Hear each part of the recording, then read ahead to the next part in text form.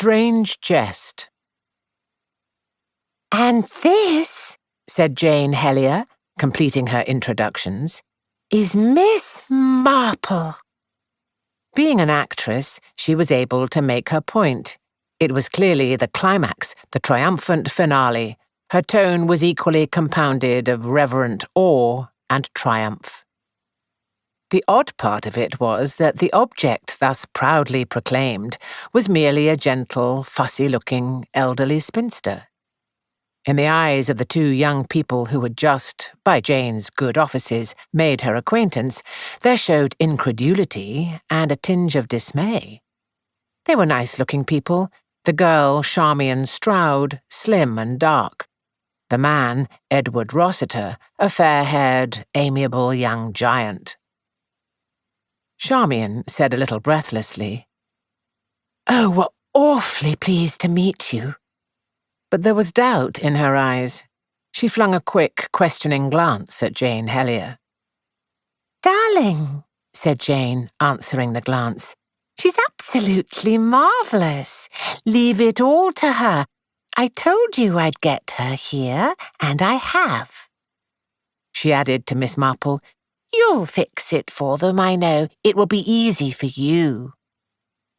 Miss Marple turned her placid, china-blue eyes towards Mr. Rossiter. "Won't you tell me," she said, "what all this is about?" "Jane's a friend of ours." Charmian broke in impatiently. "Edward and I are in rather a fix. Jane said if we would come to her party, she'd introduce us to someone who could... Edward came to the rescue. "Jane tells us you're the last word in sleuths, Miss Marple." The old lady's eyes twinkled, but she protested modestly. "Oh, no, nothing of the kind. It's just that, living in a village, as I do, one gets to know so much about human nature. But really, you have made me quite curious. Do tell me your problem." "I'm afraid it's terribly hackneyed. Just buried treasure," said Edward. "Indeed, but that sounds most exciting." "I know, like Treasure Island. But our problem lacks the usual romantic touches. No point on a chart indicated by a skull and crossbones. No directions like 4 paces to the left, west by north. It's horribly prosaic. Just where we ought to dig." "Have you tried at all?" "I should say we dug about 2 solid square acres. The whole place is ready to be turned into a market garden. We're just discussing whether to grow vegetable marrows or potatoes." Charmian said, rather abruptly, "May we really tell you all about it?" "But of course, my dear." "Then let's find a peaceful spot. Come on, Edward." She led the way out of the overcrowded and smoke-laden room, and they went up the stairs to a small sitting room on the 2nd floor. When they were seated, Charmian began abruptly. "Well, here goes. The story starts with Uncle Matthew. Uncle, or rather great-great-uncle, to both of us. He was incredibly ancient. Edward and I were his only relations. He was fond of us, and always declared that when he died, he would leave his money between us. Well, he died last March, and left everything he had to be divided equally between Edward and myself. What I've just said sounds rather callous. I don't mean that it was right that he died. Actually, we were very fond of him. But he'd been ill for some time. The point is that the everything he left turned out to be practically nothing at all. And that, frankly, was a bit of a blow to us both, wasn't it, Edward?" The amiable Edward agreed. "You see," he said, "we'd counted on it a bit. I mean, when you know a good bit of money is coming to you, you don't, buckle down and try to make it yourself. I'm in the army, not got anything to speak of outside my pay, and Charmian herself hasn't got a bean. She works as a stage manager in a repertory theatre. Quite interesting, and she enjoys it, but no money in it. We'd counted on getting married, but weren't worried about the money side of it because we both knew we'd be jolly well off some day." "And now, you see, we're not," said Charmian. What's more, Anstey's, that's the family place, and Edward and I both love it, will probably have to be sold. And Edward and I feel we just can't bear that. But if we don't find Uncle Matthew's money, we shall have to sell." Edward said, "You know, Charmian, we still haven't come to the vital point." "Well, you talk then." Edward turned to Miss Marple. "It's like this, you see. As Uncle Matthew grew older, he got more and more suspicious. He didn't trust anybody." "Very wise of him," said Miss Marple. "The depravity of human nature is unbelievable." "Well, you may be right. Anyway, Uncle Matthew thought so. He had a friend who lost his money in a bank, and another friend who was ruined by an absconding solicitor, and he lost some money himself in a fraudulent company. He got so that he used to hold forth at great length that the only safe and sane thing to do was to convert your money into solid bullion and bury it." "Ah," said Miss Marple, "I begin to see." "Yes. Friends argued with him, pointed out that he'd get no interest that way, but he held that that didn't really matter. The bulk of your money, he said, should be kept in a box under the bed or buried in the garden. Those were his words." Charmian went on. "And when he died, he left hardly anything at all in securities, though he was very rich, so we think that that's what he must have done." Edward explained. "We found that he had sold securities and drawn out large sums of money from time to time, and nobody knows what he did with them. But it seems probable that he lived up to his principles and that he did buy gold and bury it." "He didn't say anything before he died? Leave any paper? No letter?" "That's the maddening part of it. He didn't. He'd been unconscious for some days, but he rallied before he died. He looked at us both and chuckled. A faint, weak little chuckle. He said, 'You'll be all right, my pretty pair of doves.' And then he tapped his eye, his right eye, and winked at us. And then he died. Poor old Uncle Matthew." "He tapped his eye," said Miss Marple thoughtfully. Edward said eagerly, "Does that convey anything to you? It made me think of an Arsène Lupin story where there was something hidden in a man's glass eye. But Uncle Matthew didn't have a glass eye." Miss Marple shook her head. "No, I can't think of anything at the moment." Charmian said disappointedly, "Jane told us you'd say at once where to dig." Miss Marple smiled. "I'm not quite a conjurer, you know. I didn't know your uncle, or what sort of man he was, and I don't know the house or the grounds." Charmian said, "If you did know them?" "Well, it must be quite simple, really, mustn't it?" said Miss Marple. "Simple?" said Charmian. "You come down to Anstey's and see if it's simple." It is possible that she did not mean the invitation to be taken seriously, but Miss Marple said briskly, "Well, really, my dear, that's very kind of you. I've always wanted to have the chance of looking for buried treasure. And," she added, looking at them with a beaming late Victorian smile, "with a love interest, too." "You see?" said Charmian, gesturing dramatically. They had just completed a grand tour of Anstey's.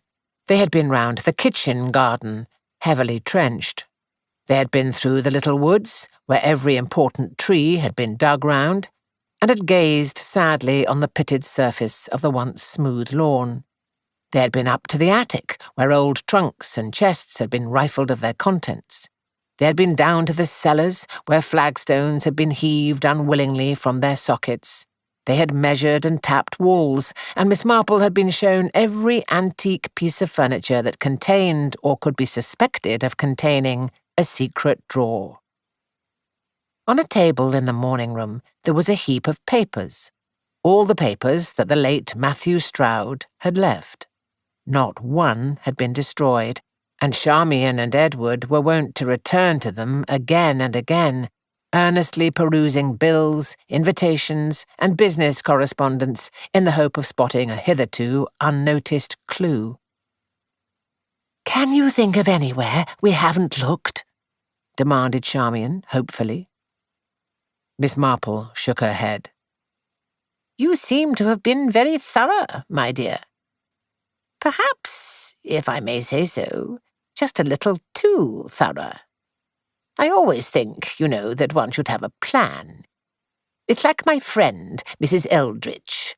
She had such a nice little maid, polished linoleum beautifully, but she was so thorough that she polished the bathroom floor too much, and as Mrs. Eldridge was stepping out of the bath, the cork mat slipped from under her, and she had a very nasty fall and actually broke her leg. Most awkward, because the bathroom door was locked, of course, and the gardener had to get a ladder and come in through the window. Terribly distressing to Mrs. Eldridge, who had always been a very modest woman." Edward moved restlessly. Miss Marple said quickly, "Please forgive me. So apt, I know, to fly off at a tangent. But one thing does remind one of another, and sometimes that is helpful. All I was trying to say was that perhaps if we tried to sharpen our wits and think of a likely place—" Edward said crossly, "You think of one, Miss Marple. Charmian's brains and mine are now only beautiful blanks." "Dear, dear. Of course, most tiring for you. If you don't mind, I'll just look through all this." She indicated the papers on the table. "That is, if there's nothing private. I don't want to appear to pry." "Oh, that's all right. But I'm afraid you won't find anything." She sat down by the table and methodically worked through the sheaf of documents. As she replaced each one, she sorted them automatically into tidy little heaps. When she had finished, she sat staring in front of her for some minutes. Edward asked, not without a touch of malice, "Well, Miss Marple?" Miss Marple came to herself with a little start. "I beg your pardon. Most helpful." "You found something relevant?" "Oh, no, nothing like that. But I do believe I know what sort of man your Uncle Matthew was. Rather like my own Uncle Henry, I think. Fond of rather obvious jokes. A bachelor, evidently. I wonder why. Perhaps an early disappointment? Methodical up to a point, but not very fond of being tied up. So few bachelors are." Behind Miss Marple's back, Charmian made a sign to Edward. It said, "She's gaga." Miss Marple was continuing happily to talk of her deceased Uncle Henry. "Very fond of puns, he was, and to some people puns are most annoying. A mere play upon words may be very irritating. He was a suspicious man, too. Always was convinced the servants were robbing him. And sometimes, of course, they were, but not always. It grew upon him, poor man. Towards the end, he suspected them of tampering with his food, and finally refused to eat anything but boiled eggs. Said nobody could tamper with the inside of a boiled egg. Dear Uncle Henry, he used to be such a merry soul at one time. Very fond of his coffee after dinner. He always used to say, 'This coffee is very Moorish,' meaning, that he'd like a little more." Edward felt that if he heard any more about Uncle Henry, he'd go mad. "Fond of young people, too," went on Miss Marple, "but inclined to tease them a little, if you know what I mean. Used to put bags of sweets where a child just couldn't reach them." Casting politeness aside, Charmian said, "I think he sounds horrible." "Oh, no, dear, just an old bachelor, and not used to children. And he wasn't at all stupid, really. He used to keep a good deal of money in the house, and he had a safe put in. Made a great fuss about it, and how very secure it was. As a result of his talking so much, burglars broke in one night and actually cut a hole in the safe with a chemical device. "Served him right," said Edward. "Oh, but there was nothing in the safe," said Miss Marple. "You see, he really kept the money somewhere else, behind some volumes of sermons in the library, as a matter of fact. He said people never took a book of that kind out of the shelf." Edward interrupted excitedly. "I say, that's an idea. What about the library?" But Charmian shook a scornful head. "Do you think I hadn't thought of that? I went through all the books Tuesday of last week, when you went off to Portsmouth. Took them all out, shook them. Nothing there." Edward sighed. Then, rousing himself, he endeavoured to rid himself tactfully of their disappointing guest. "It's been awfully good of you to come down, as you have, and try to help us. Sorry it's been all a washout. Feel we trespassed a lot on your time. However, I'll get the car out and you'll be able to catch the 3:30. "Oh," said Miss Marple. "But we've got to find the money, haven't we? You mustn't give up, Mr. Rossiter. If at first you don't succeed, try again." You mean you're going to go on trying? "Strictly speaking," said Miss Marple, "I haven't begun yet. First catch your hare, as Mrs. Beeton says in her cookery book. A wonderful book, but terribly expensive. Most of the recipes begin, 'Take a quart of cream and a dozen eggs.' Let me see, where was I? Oh, yes, well, we have, so to speak, caught our hare, the hare being, of course, your Uncle Matthew, and we've only got to decide now where he would have hidden the money. It ought to be quite simple." "Simple?" demanded Charmian. "Oh, yes, dear. I'm sure he would have done the obvious thing. A secret drawer. That's my solution." Edward said dryly, "You couldn't put bars of gold in a secret drawer." No, of course not, but there's no reason to believe the money is in gold." "He always used to say." "So did my Uncle Henry about his safe. So I should strongly suspect that that was just a blind. Diamonds. Now they could be in a secret drawer quite easily." "But we've looked in all the secret drawers. We had a cabinet maker over to examine the furniture." "Did you, dear? That was clever of you. I should suggest your uncle's own desk would be the most likely. Was it the tall escritoire against the wall there?" "Yes, and I'll show you." Charmian went over to it. She took down the flap. Inside were pigeonholes and little drawers. She opened a small door in the centre and touched a spring inside the left-hand drawer. The bottom of the centre recess clicked and slid forward. Charmian drew it out, revealing a shallow well beneath. It was empty. "Now, isn't that a coincidence?" exclaimed Miss Marple. "Uncle Henry had a desk just like this, only his was burr walnut and this is mahogany." "At any rate," said Charmian, "there's nothing there, as you can see." "I expect," said Miss Marple, "your cabinet maker was a young man.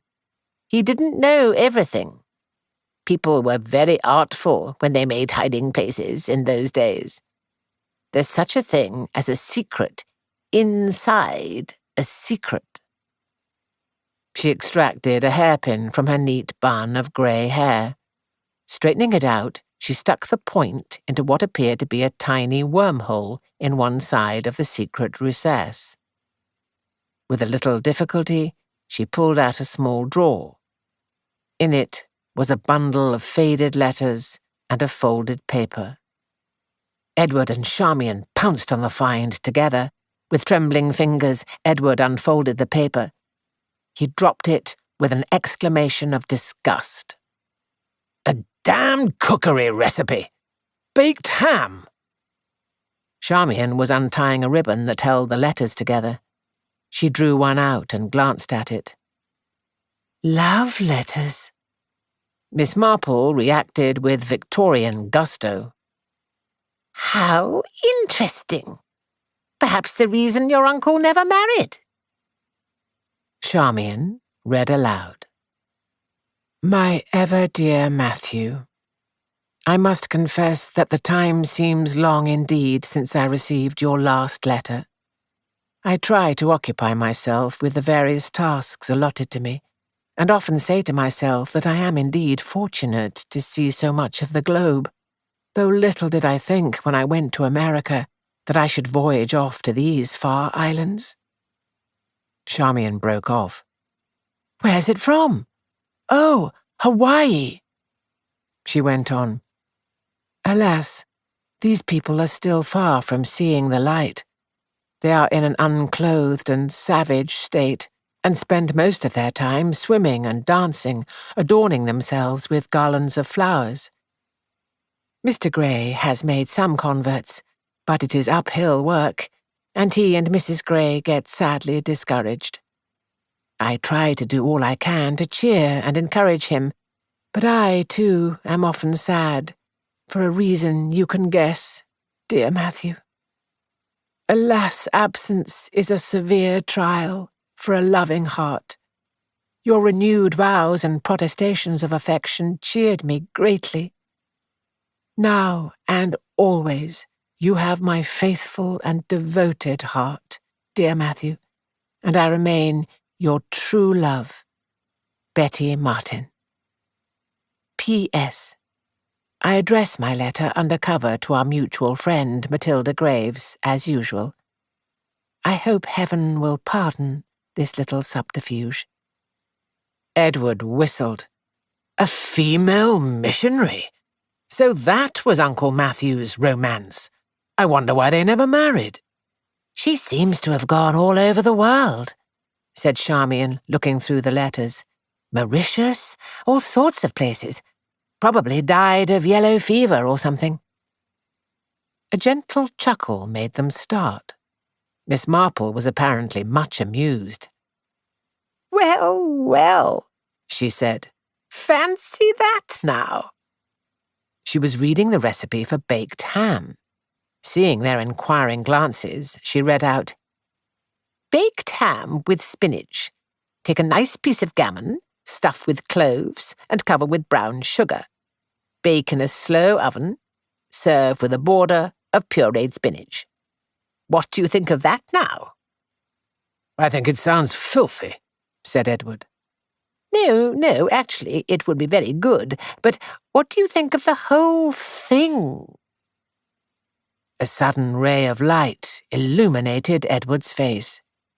"Do you think it's a code? Cryptogram of some kind?" He seized it. "Look here, Charmian, it might be, you know. No reason to put a cooking recipe in a secret drawer otherwise." "Exactly," said Miss Marple. "Very, very significant."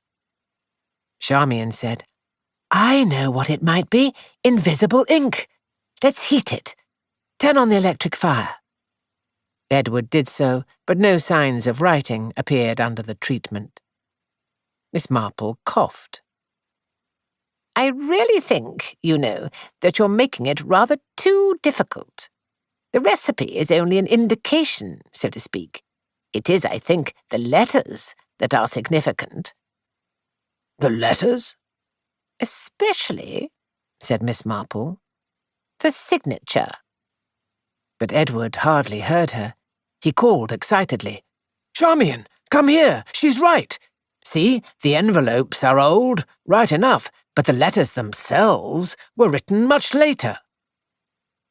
"Exactly," said Miss Marple. "They're only fake old. I bet anything old Uncle Matt faked them himself." "Precisely," said Miss Marple. The whole thing's a sell. There never was a female missionary. It must be a code. My dear, dear children, there's really no need to make it all so difficult. Your uncle was really a very simple man. He had to have his little joke, that was all. For the first time, they gave her their full attention. Just exactly what do you mean, Miss Marple? Asked Charmian. I mean, dear, that you're actually holding the money in your hand this minute. Charmian stared down. The signature, dear. That gives the whole thing away. The recipe is just an indication. Shorn of all the cloves and brown sugar and the rest of it, what is it actually? Why, gammon and spinach, to be sure. Gammon and spinach. Meaning nonsense. So it's clear that it's the letters that are important. And then, if you take into consideration what your uncle did just before he died, he tapped his eye, you said. Well, there you are. That gives you the clue, you see? Charmian said, Are we mad, or are you? Surely, my dear, you must have heard the expression meaning that something is not a true picture. Or has it quite died out nowadays? All my eye and Betty Martin. Edward gasped, his eyes falling to the letter in his hand. Betty Martin! Of course, Mr. Rossiter. As you have just said, there wasn't any such person. The letters were written by your uncle, and I dare say he got a lot of fun out of writing them. As you say, the writing on the envelopes is much older. In fact, the envelope couldn't belong to the letters, anyway, because the postmark of one you are holding is 1851. She paused. She made it very emphatic. 1851. And that explains everything, doesn't it? Not to me, said Edward. Well, of course, said Miss Marple. I dare say it wouldn't to me, if it weren't for my great-nephew Lionel. Such a dear little boy, and a passionate stamp collector. Knows all about stamps. It was he who told me about the rare and expensive stamps, and that a wonderful new find had come up for auction. And I actually remember his mentioning one stamp, an 1851 blue 2-cent. It realized something like $25,000, I believe. Fancy! I should imagine that the other stamps are something also rare and expensive. No doubt your uncle bought through dealers and was careful to cover his tracks, as they say in detective stories. Edward groaned. He sat down and buried his face in his hands. What's the matter? Demanded Charmian. Nothing. It's only the awful thought that, but for Miss Marple, we might have burned these letters in a decent, gentlemanly way. Ah, said Miss Marple. That's just what these old gentlemen who are fond of their jokes never realize. Uncle Henry, I remember, sent a favourite niece a £5 note for a Christmas present. He put it in a Christmas card, gummed the card together, and wrote on it, "Love and best wishes. Afraid this is all I can manage this year." She, poor girl, was annoyed at what she thought was his meanness, and threw it all straight into the fire. Then, of course, he had to give her another. Edward's feelings towards Uncle Henry had suffered an abrupt and complete change. "Miss Marple," he said, "I'm going to get a bottle of champagne. We'll all drink the health of your Uncle Henry."